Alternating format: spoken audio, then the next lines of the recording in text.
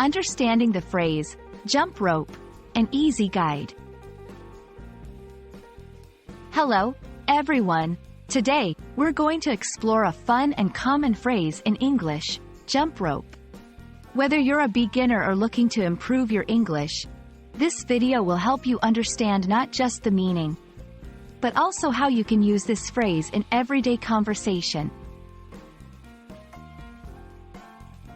Jump rope refers to both a physical activity and the tool used for it. As an activity, it involves skipping over a rope that is swung under the feet and over the head. It's a popular form of exercise and a common children's game. The term can also refer to the rope itself, which is typically long, light, and used specifically for this activity.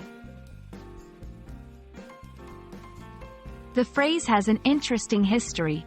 Originating as a physical activity centuries ago, jump roping has been a popular form of exercise and play.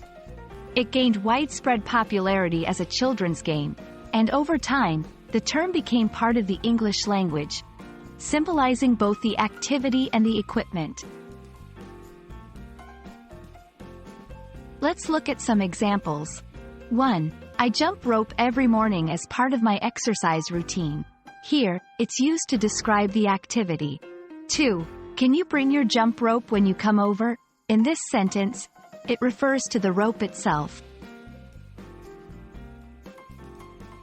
In different English-speaking countries, you might hear variations like skipping rope or simply skipping. While the terms may vary, the basic activity remains the same, involving a rope and the action of jumping over it.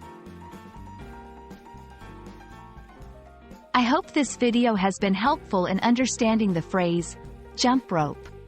It's a simple yet fun part of the English language, reflecting both a playful activity and an exercise form. Keep practicing your English, and don't forget to enjoy it along the way. See you in the next video.